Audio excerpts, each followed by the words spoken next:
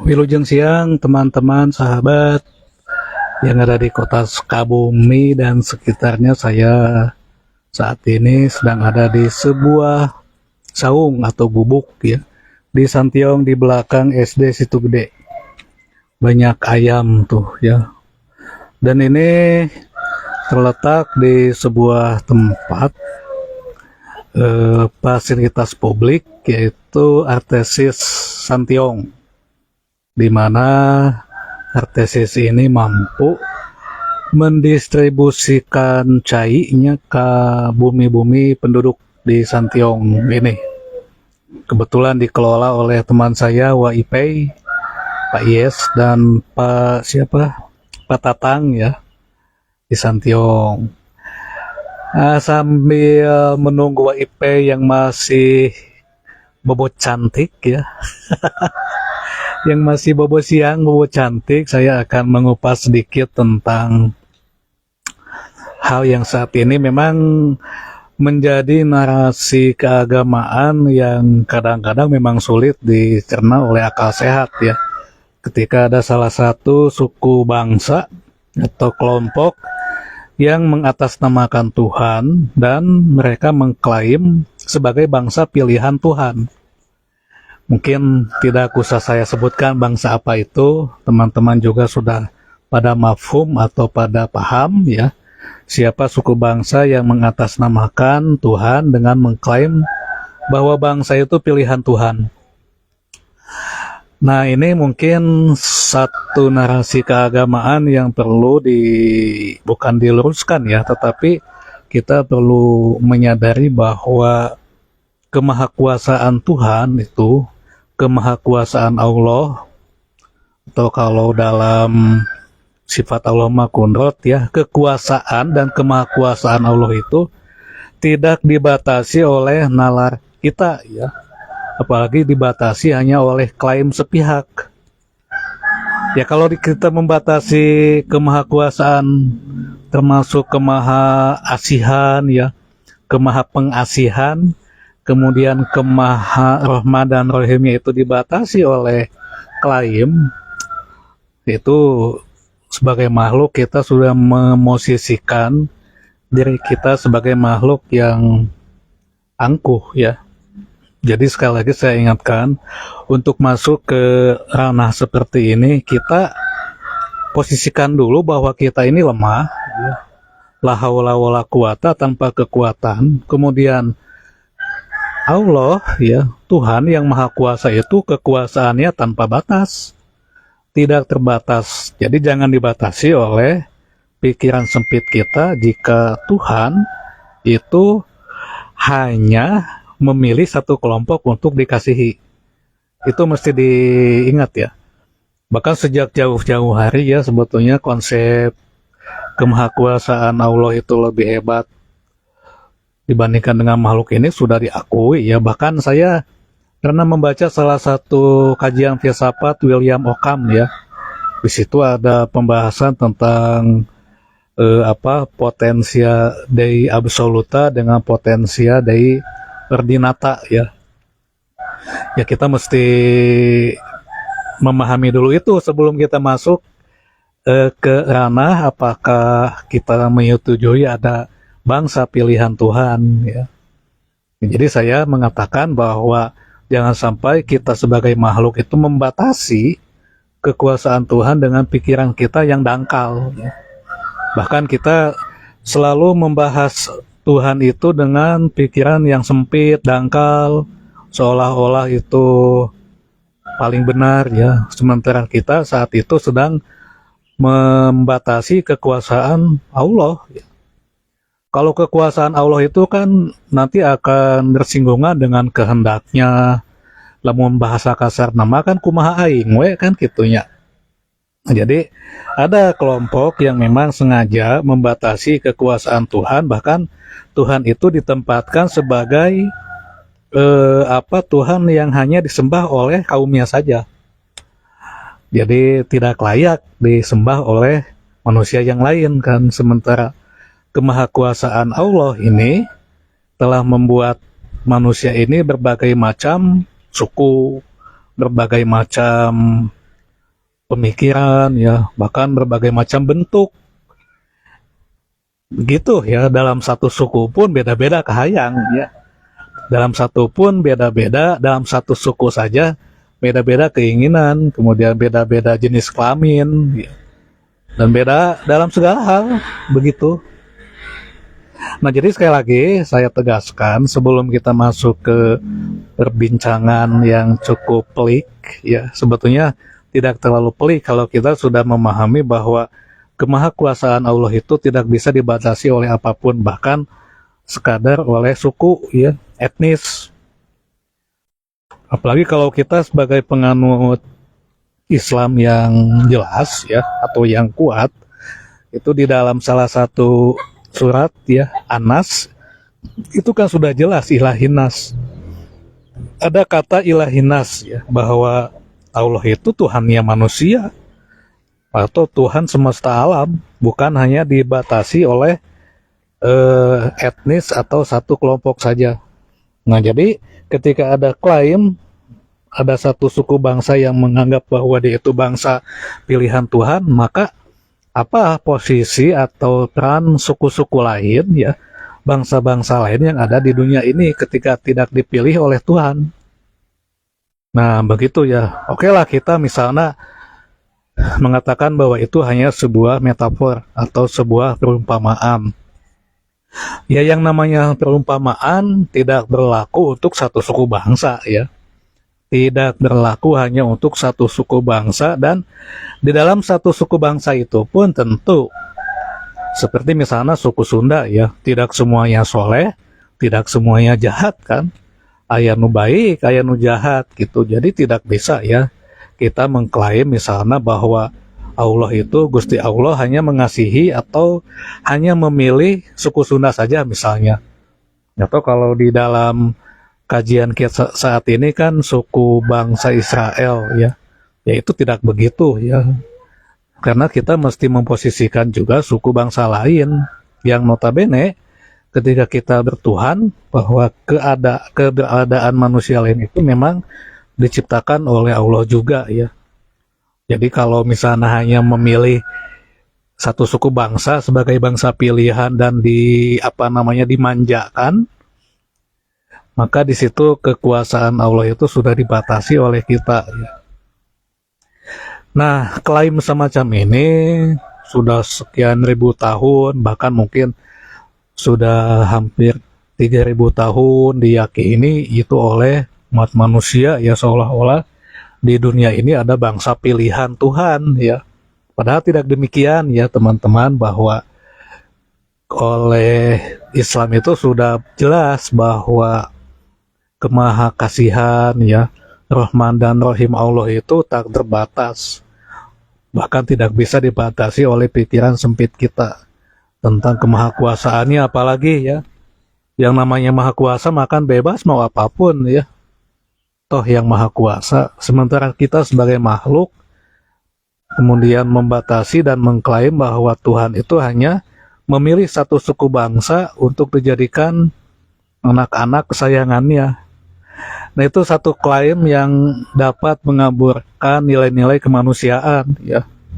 Apalagi sudah menarik nama Tuhan ke dalam kehidupan ini. Kita itu selalu salah ya. Selalu menarik Tuhan itu ke dalam kehidupan kita saat ini, seolah-olah kita lebih dekat, lebih apa ya, padahal yang betul itu adalah kita yang mesti mendekatkan. Kan hukum alam ini tidak mungkin salah ya. Ketika Allah menciptakan hukum-hukum alam, yang namanya daya tarik itu pasti tinu ageng kanu alit ya. Mal mungkin anu kecil itu menarik medan yang lebih gede, medan listrik atau medan magnet yang lebih gede. Itu hal yang sangat tidak rasional ya. Sebab Allah ini menciptakan hukum-hukum di semesta ini matematis, kemudian juga sangat rasional ya. Kalau misalkan Allah menciptakan hukum-hukum di alam semesta ini tidak matematis, tidak terukur, itu namanya acak-acakan ya.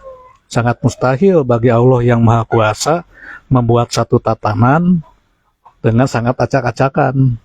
atau dengan tidak teratur ya. Mungkin bagi kita betul ada susunan yang tidak teratur, tetapi sebetulnya itu akan membuat pola yang memang sudah diuji dan teruji begitu. Jadi saya ingatkan sekali lagi teman-teman, apalagi kita selaku umat Islam ya yang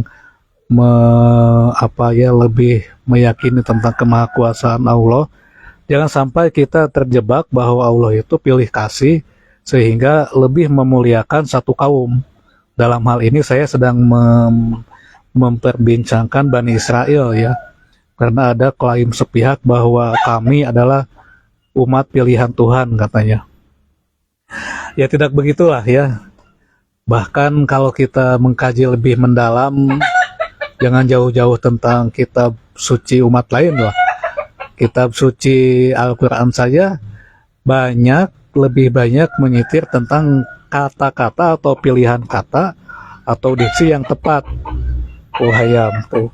Sehingga iya misalnya umatan wasaton kan. Quran itu lebih memilih untuk menyebutkan bahwa manusia ini umatan wasaton atau mesti menjadi umat yang ada di tengah-tengah. Kalau umat yang ada di tengah-tengah itu artinya tidak terlalu ekstrim ke kanan dan tidak terlalu ekstrim ke sebelah kiri ya. Jadi artinya memang mesti balance ya, seimbang. Tapi ketika Al-Quran mengatakan bahwa kita itu sebagai umatan wasaton, itu adalah hal yang memang sulit teman-teman. Sebab menjadi manusia pertengahan ini sangat sulit ya. Kita itu memang diciptakan dalam keadaan yang labil ya, punya kecenderungan, punya preferensi, kemudian punya pilihan.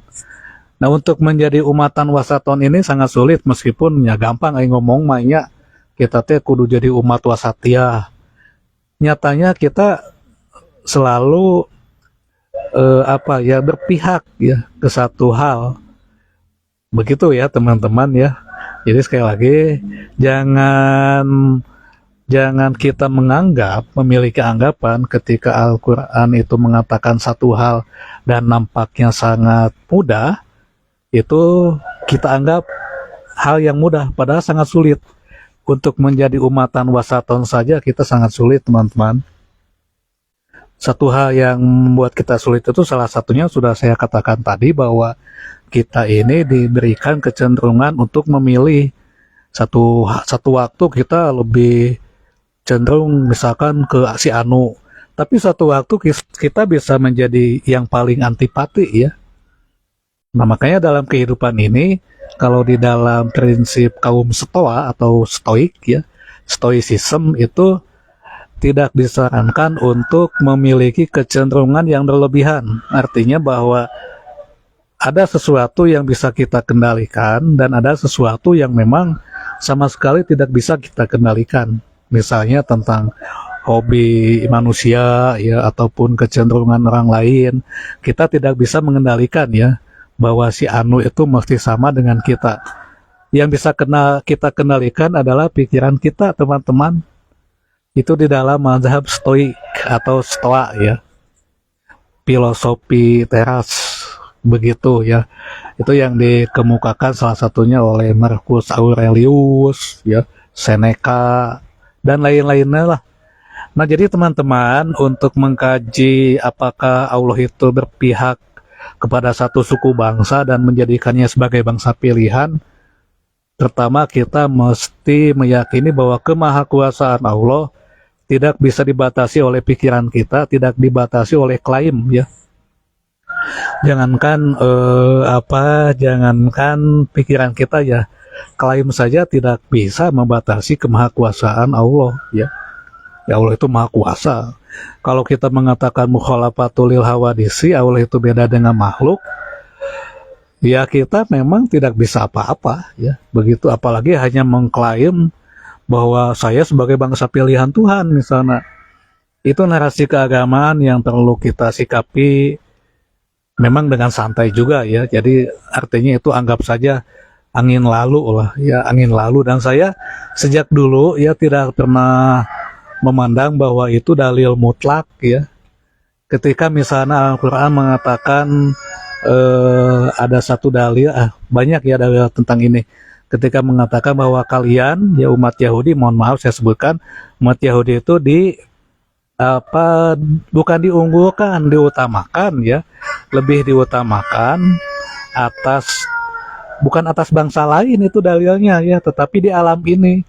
Nah, itu adalah konteks komunikasi, etika komunikasi, teman-teman.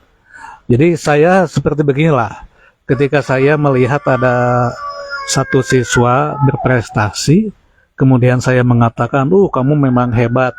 Nah, ketika saya mengatakan hebat, bukan berarti si anak itu atau si siswa itu hebat dalam segala hal ya.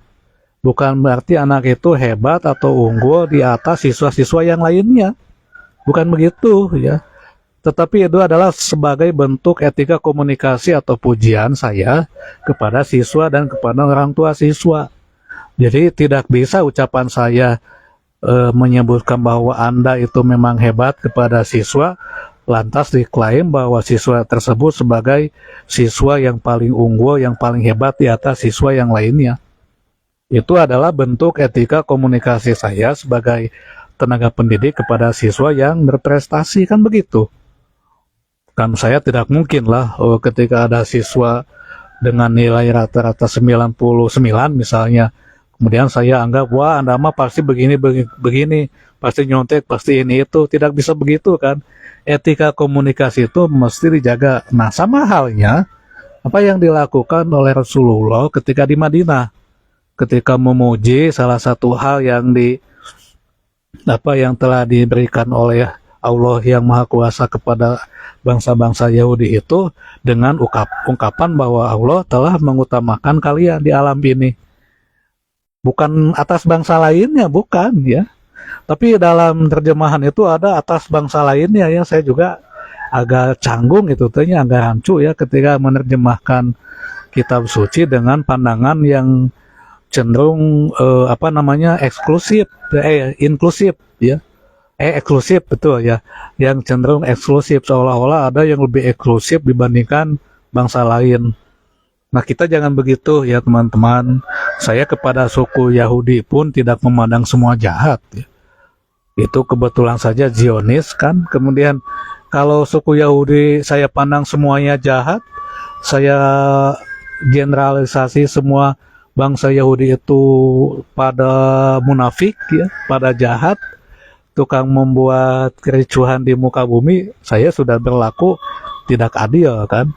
Karena nabi-nabi pun itu seperti Nabi Isa, kemudian Nabi Musa, itu kan suku bangsa Yahudi ya.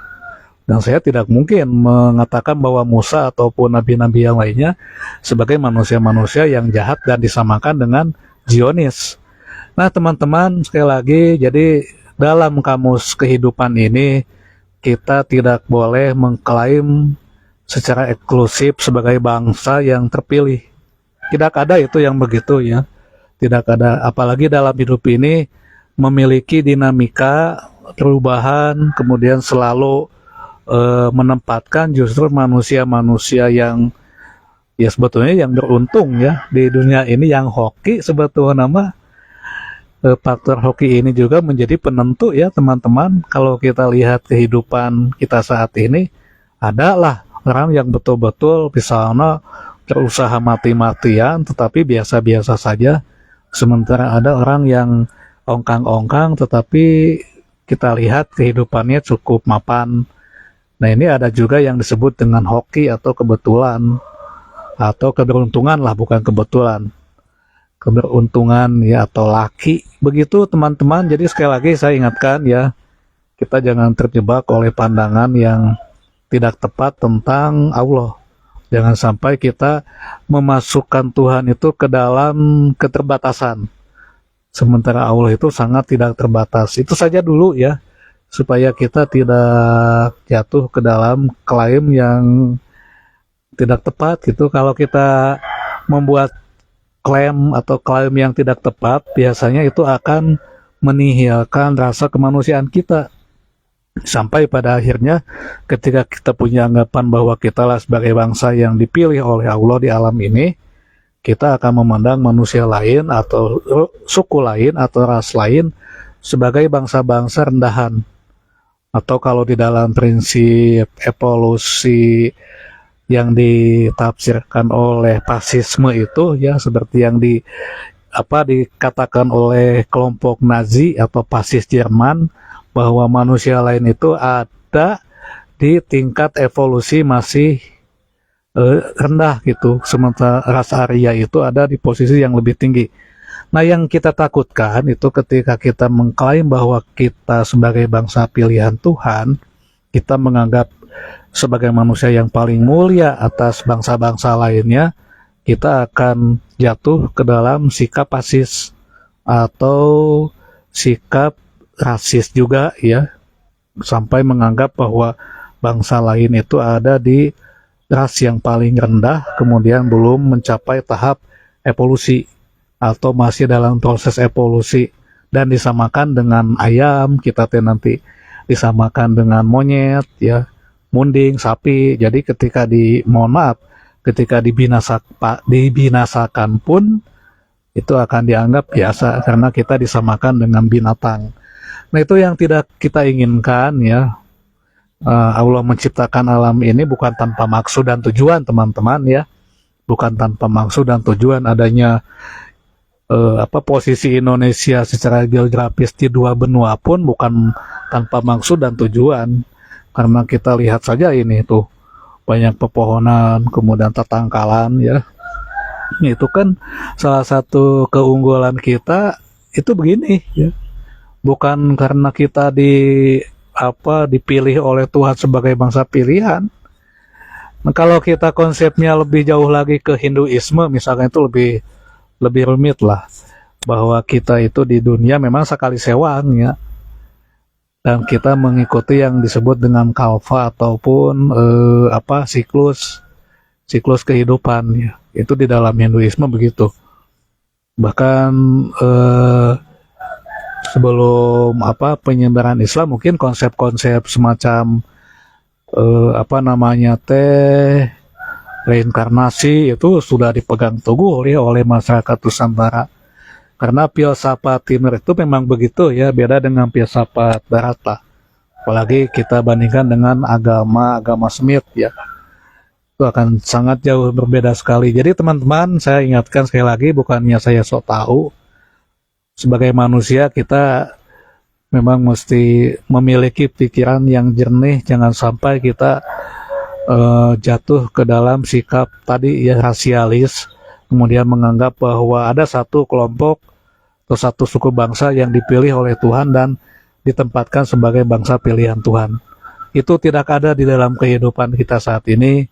Justru yang ada di dalam kehidupan ini adalah bahwa kita manusia itu memiliki tanggung jawab yang sama ya. Bahkan kalau di dalam Al-Quran itu, silakanlah bagi umat Islam, saya tidak menyarankan agama lain untuk mengkaji Al-Quran ya. Bagi umat Islam saya silakan kaji Al-Quran, renungkan makna-maknanya, dan itu pilihan-pilihan kata dan diksinya itu sudah tepat. Hanya ketika diterjemahkan ya, kadang-kadang muncul masalah ya, muncul problem. Nah, penerjemahan itu memang mesti terus dikaji ya. Jangan sampai tidak relevan ya. Bukan wahyunya yang tidak relevan, tetapi penafsiran kita tentangnya yang semakin kadang-kadang tidak relevan. Atau penerjemahannya Pak jauh-jauhnya. Pak jauh-jauh itu penerjemahannya teh maksudnya ini, diterjemahkan ini. Jadi memang mesti terus dikaji. Bukan wahyu yang tidak relevan ya, tetapi penafsiran kita lah yang relevan, karena wahyu itu memang mujmal ya, global. Jadi penafsiran kita lah yang mesti diubah ya. Sama halnya ketika dulu lah kasus percekcokan Kopernikus, Galileo ya dengan gereja kan. Ketika gereja menganggap bahwa bumi sebagai pusat tata surya, lantas ditentang oleh teori heliosentris ya, yang dikemukakan oleh salah satunya oleh Kopernikus. Itu bukan berarti wahyu di dalam kitab suci umat Kristen mesti dihapus, tetapi cara di dalam menafsirkan wahyu itu mesti diubah ya. Makanya kan apa yang namanya teori geosentris yang menempatkan bumi sebagai pusat tata surya itu tidak tepat ketika kita menafsirkannya secara fisik ya, secara fisik. Coba kalau kita tempatkan begini bahwa geosentris itu berpandangan bahwa pusat kehidupan itu ada di planet bumi ya. Karena memang bumi memiliki daya dukung untuk manusia hidup ya. Nah, jadi teman-teman ya jangan sampai kita itu terjebak ke dalam teks ya, teks yang maksudnya itu teks yang tidak tepat diterjemahkannya. Karena untuk menerjemahkan satu kata tina bahasa A ke bahasa B itu pelik teman-teman ya. Tidak semudah yang kita bayangkan ya, pelik ya, sangat pelik atau sangat rumit. Apalagi kalau misalkan di dalam bahasa lain itu memiliki sinonim juga ya, memiliki kata-kata yang semakna, itu akan sulit ya. Apalagi di dalam bahasa Arab kan strukturnya pun sangat kompleks ya. Jadi ya ini mesti dibahas oleh ilmuwan bahasa ya. Jadi supaya tepat ya. Kalau saya kan bukan ilmuwan bahasa, namun saya memiliki pikiran bahwa proses penerjemahan satu kata dari bahasa lain ke bahasa kita itu sangat sulit. Bahkan kita pun yang tinggal di Sunda misalkan itu akan memiliki kesulitan hanya di dalam mendefinisikan satu kata. Coba kalau kita definisikan apa itu misalkan tatangkalan naon tangkal teh sama itu kan definisinya sangat sulit. Bahkan kalau kita untuk di dalam pohon pun kita sebutkan apa namanya bagian-bagiannya atau di dalam tubuh manusia itu ada anatominya, kita juga akan sulit ya untuk menjelaskan satu-satu.